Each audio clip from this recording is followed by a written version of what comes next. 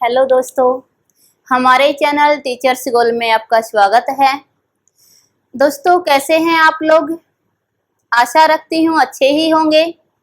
अपने घर पर रहकर सुरक्षित रहकर तैयारी कर रहे होंगे।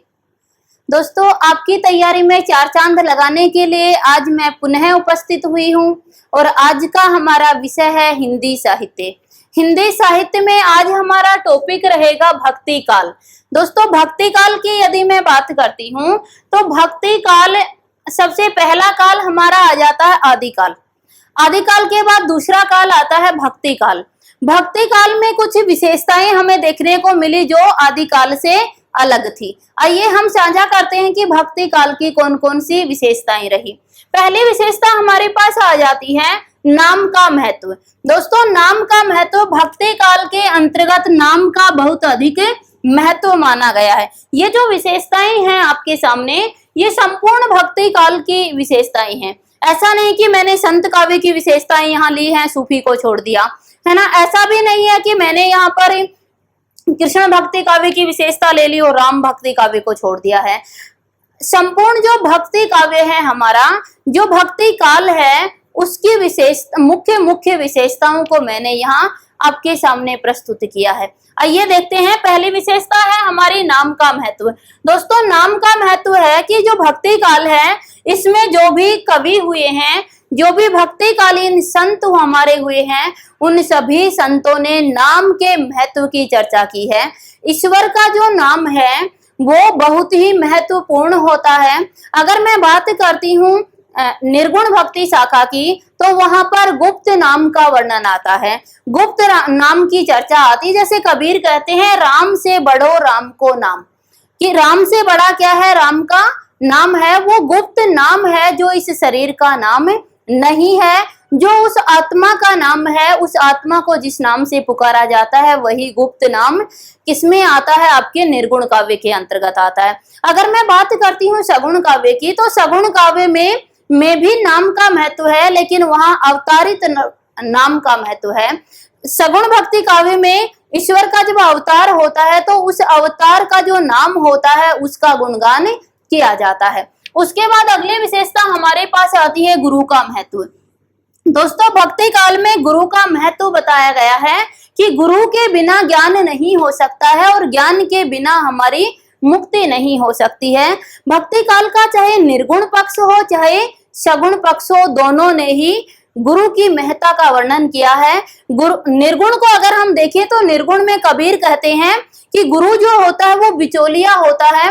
गुरु जो होता है वो एक बिचौलिए का कार्य करता है। आत्मा से परमात्मा को मिलाने का जो कार्य होता है वो गुरु का होता है। गुरु एक मीडिएटर होता है। ये निर्गुण काव्य में कहा गया। अगर मैं बात करती हूँ सगुण काव्य की, तो सगुण काव्य में भी गुरु का महत्व माना गया है कि गुरु के बिना हम उसे शारीरिक रूप में अवतारित शक्ति को नहीं पहचान पाते हैं। उसकी लीलाओं में हम लिप्त हो जाते हैं और उसे उसके वास्तविक स्वरूप को नहीं पहचान पाते हैं। तो गुरु का महत्व हमारे संपूर्ण भक्ति काल में हमें देखने को मिलता है, संपूर्ण भक्ति कालीन काव्य में हमें देखने को मिलता है। उसके बाद आता है हमारे पास भक्ति भावना की प्रधानता। दोस्तों, भक्ति काल के अंतर्गत दोनों ही पक्ष, चाहे निर्गुण हो चाहे सगुण हो, दोनों में ही हमें भक्ति भावना की प्रधानता मिलती है। अगर निर्गुण की बात करते हैं तो निर्गुण में जो भक्ति भावना है ये ब्रह्म भक्ति भावना हो जाती है, ये रहस्यात्मक भक्ति भावना आ जाती है। लेकिन अगर बात करते हैं सगुण काव्य की, तो वहां पर प्रत्यक्ष भक्ति भावना का जिक्र आता है। संपूर्ण भक्ति काल में भक्ति भावना पर बल दिया गया है। आत्मा और परमात्मा के मिलन में भक्ति हमारा एक माध्यम होती है। भक्ति हमारा एक रास्ता होती है, जिस रास्ते पर चलकर हम परमात्मा से मिल सकते हैं। उसके बाद हमारे पास आता है आडंबर का विरोध। दोस्तों, संपूर्ण भक्ति काल में आडंबर का विरोध किया गया है।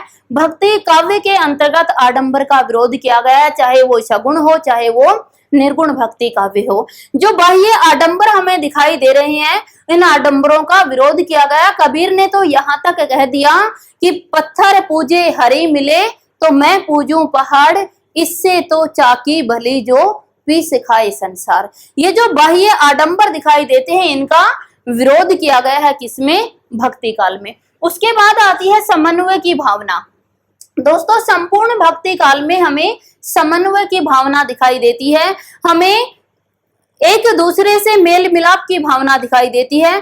चाहे हम निर्गुण भक्ति काव्य को उठाएं, अगर निर्गुण शाखा को उठाते हैं तो वहां भी कबीर कहते हैं कि ना कोई हिंदू है, ना कोई मुसलमान, ना कोई सिख, ना कोई ईसाई है, सब आपस में भाई भाई। ये भावना दी किसने?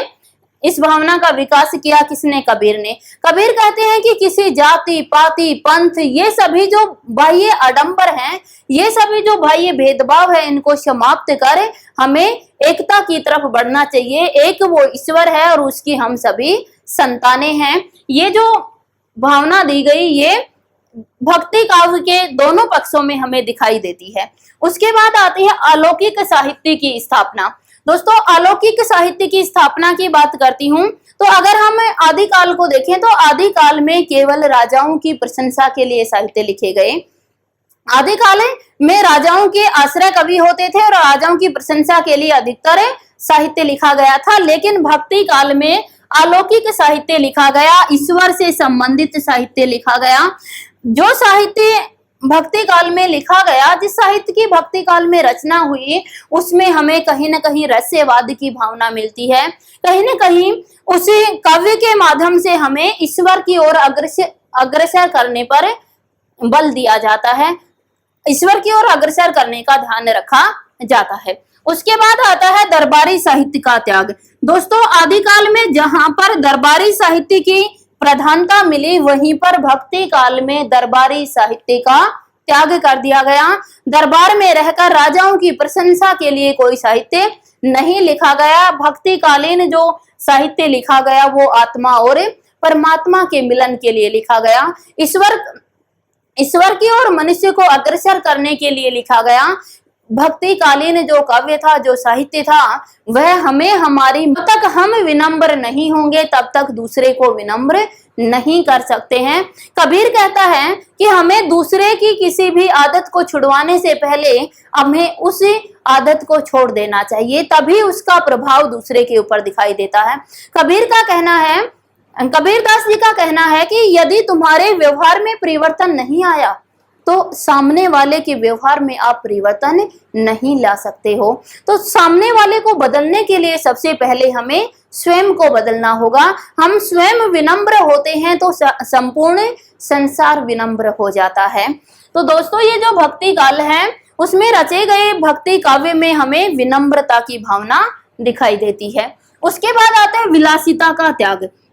दोस्तों अगर हम बात करते हैं आदिकाल की, तो आदिकालीन कवि जो राजाओं के आश्रय में रहते थे उनमें कहीं न कहीं विलासिता की भावना पाई जाती थी। लेकिन भक्ति काल में ये सभी संत कहलाए और जो भक्ति कालीन संत थे, चाहे वो निर्गुण के हो चाहे वो सगुण के भक्त हो, सभी ने विलासिता का त्याग किया और कठोर तप के माध्यम से, किसी ने कठोर तप किया, कठोर साधना की और ईश्वर को प्राप्त कर लिया। अगर सगुण की बात करें तो अनन्य भक्ति प्रेम भावना से उन्होंने भी ईश्वर को प्राप्त कर लिया। तो दोनों ने ही विलासिता का त्याग किया और ईश्वर की ओर अग्रसर हो गए। उसके बाद हमारे पास आती है संयम भक्ति का सूत्रपात। दोस्तों इससे पहले जो भक्ति थी, आदिकाल की मैं बात करती हूँ, तो आदिकाल में अगर थोड़ी बहुत भक्ति की भी गई तो वो भी राजा की सकुशलता के लिए की गई। लेकिन भक्ति काल में जो भक्ति हुई वो संयम भक्ति के ऊपर बल दिया गया। हमारी जो ज्ञानेंद्रियां हैं, हमारी जो कर्म इंद्रियां हैं, उनके ऊपर संयम पाने के लिए भक्ति की गई। हमारी भावनाओं को व्यवस्थित करने के लिए यहाँ भक्ति की गई। उसके बाद आता है प्रभावपूर्ण भाषा शैली। दोस्तों अगली विशेषता है प्रभावपूर्ण भाषा शैली। तो जो भक्ति काल है उसके काव्य की जो भाषा शैली है ये प्रभावपूर्ण है, क्योंकि भक्ति काल का जो काव्य है यह जनता में परिवर्तन के लिए लिखा गया, और जब जनता में परिवर्तन लाना है तो हमें शैली भी प्रभावपूर्ण रखनी होगी।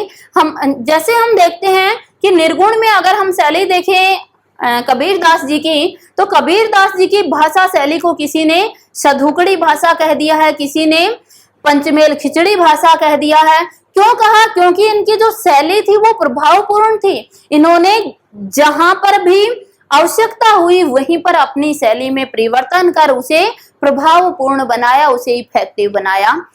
आगे हम देखते हैं कि अगले विशेषता है आंतरिक भक्ति भावना की प्रधानता। दोस्तों यहाँ जो काव्य रचा गया उस काव्य में आंतरिक भक्ति भावना की प्रधानता थी। बाह्य आडंबरों को यहाँ भक्ति त्याग चुकी थी। यहाँ की जो भक्ति थी भक्ति काल की, वो आंतरिक भक्ति थी, है ना। जैसे कबीरदास ने कहा कि, जैसे कबीरदास जी कहते हैं, एक दोहा अभी मस्तिष्क पटल पर आ नहीं रहा है।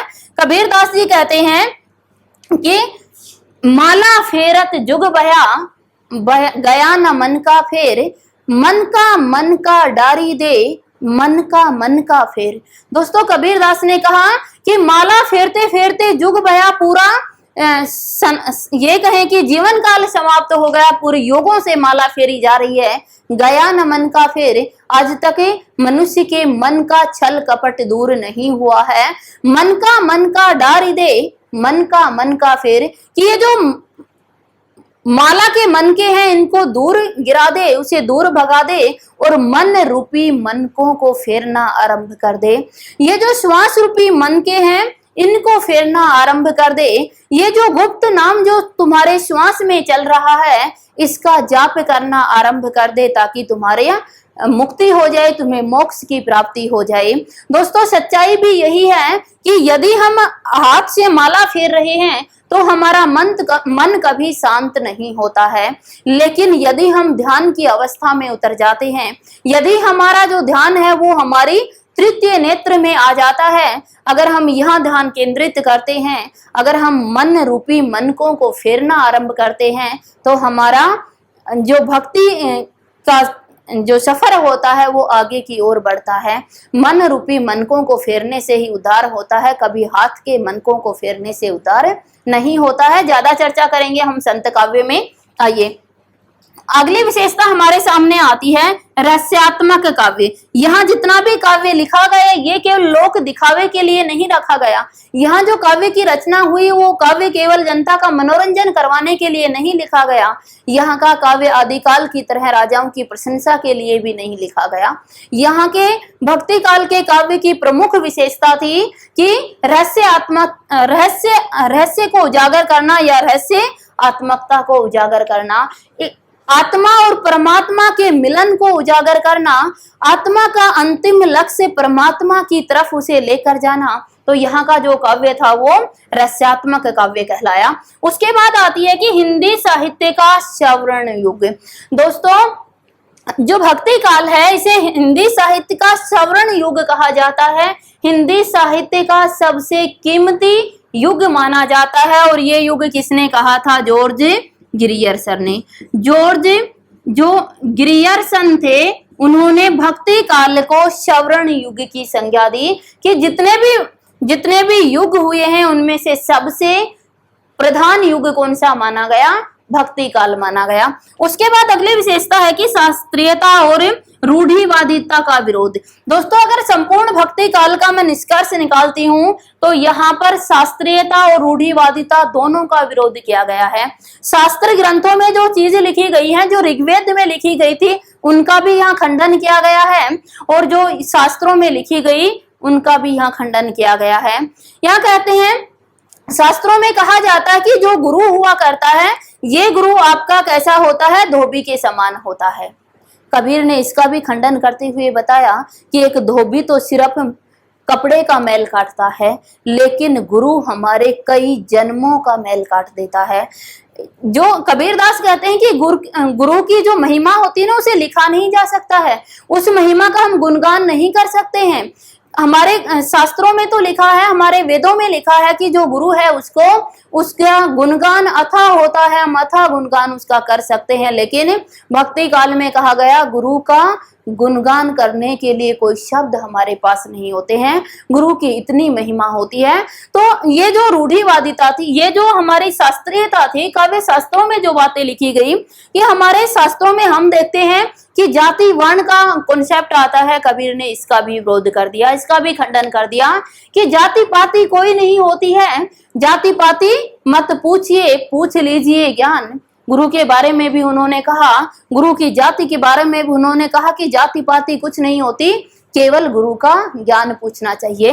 तो ये जो शास्त्रीयता थी इसका भी इन्होंने खंडन कर दिया। और रूढ़िवादिता जो पुराने समय से चली आ रही थी कि केवल भगवान को प्राप्ति क्षत्रिय ही कर सकते हैं, ब्राह्मण ही कर सकते हैं, शूद्र भगवान को प्राप्त नहीं कर सकते, ये जो रूढ़िवादिता आ रही थी इसको भी यह भक्ति काल में खंडन किया गया। अगर मैं बात करती हूँ कबीरदास की, तो कबीरदास ने सीधा सीधा कह दिया कि एक गूंगा व्यक्ति भी ईश्वर को प्राप्त कर सकता है, एक लंगड़ा व्यक्ति भी काशी पहुंच सकता है, यानी ईश्वर तक पहुंच सकता है, और एक बिना हाथों वाला व्यक्ति भी माला का जाप कर सकता है। कबीरदास जी ने स्पष्ट शब्दों में कहा, गगन मंडल अमृत का कुआं, कहाँ ब्रह्म का वासा, सगुरा होवे भर भर पीवे, निगुरा मरत प्यासा। कबीरदास कहते हैं कि ये जो अमृत है जो बाहर मिलता है, ये जो रूढ़ी है हमारी, यह गलत अवधारणा है। अमृत हमारे इस गगन मंडल में होता है। ये गगन मंडल अमृत का कुआं है जहां ब्रह्म का वासा है, जहां पर ईश्वर का निवास करता है। दोस्तों, हमारे धार्मिक ग्रंथों में ये जो पार्ट हमारा हुआ करता है, इस पार्ट को हृदय कहा जाता है, कि ईश्वर जो होता है ये हमारे इस हृदय में निवास करता है, और जहां ईश्वर निवास करेगा तो चरना अमृत भी, उनके चरणों का अमृत भी वहीं पर मिलेगा। एक अगर सगुरा होता है, जिसने गुरु धारण कर लिया, वो इसको समझ जाता है, और जो निगरा होता है वो प्यासा ही चला जाता है। तो ये सभी जो भावनाएं हैं इनका कबीरदास ने खंडन किया। कबीरदास जी आगे भी कहते हैं कि बिना बजाए निस्दिन बाजे, घंटा शंख नगाड़ी रे, गूंगा सुन सुन मस्त होत, तन की सुधी बिसारी रे। कबीरदास जी कहते हैं ये जो आडंबर थे कि ये जो ईश्वर का जो शंखनाद है, ईश्वर की जो संगीत है, यह सबके लिए उपलब्ध नहीं होता है। कबीरदास ने स्पष्ट कर दिया कि बिना बजाए निस्दिन बाजे, ये जो संगीत होता है ये बिना बजाए बजता रहता है। घंटा शंख नगाड़े रे, गूंगा सुन सुन मस्त होते, तन की सुधी बिसारे रे। दोस्तों, कबीरदास ने इन सभी जितने भी रूढ़िवादिता थी उनका खंडन किया। अगर हम देखते हैं सगुण काव्य में, तो वहां पर भी रूढ़िवादिता का खंडन किया गया है और नवीन धारणाओं को अपनाया गया है। तो ये सभी विशेषताएं मुख्य रूप से हमारी कौन सी थी? भक्ति काल की मुख्य विशेषताएं थी। दोस्तों, आशा रखती हूँ आपको समझ आया होगा। ज्यादा डिटेल से हम जब अलग अलग सगुण और निर्गुण पढ़ेंगे तो उसी समय पढ़ेंगे। दोस्तों, अगर क्लास आपको पसंद आई, अगर जानकारियां वास्तविक लगी आपको, तो आपसे कहना चाहूंगी कि आप चैनल को सब्सक्राइब कीजिए, ताकि इसी प्रकार की जानकारी, इसी प्रकार के अनछुए पहलू आप तक मैं प्रस्तुत करती रहूं, आप तक पहुंचाती रहूं। लाइक भी कर दीजिएगा और अपने दोस्तों को भी शेयर कर दीजिए, ताकि जो जानकारी हमें प्राप्त हुई है वह हमारे दोस्तों को भी प्राप्त हो। दोस्तों, जैसे ही हम देखकर आए हैं कि वसुदैव कुटुंबकम की भावना भक्ति काल में मिली, तो क्यों न हम भी इसको अपनाएं और अपने दोस्तों तक इसे शेयर कर दें। धन्यवाद।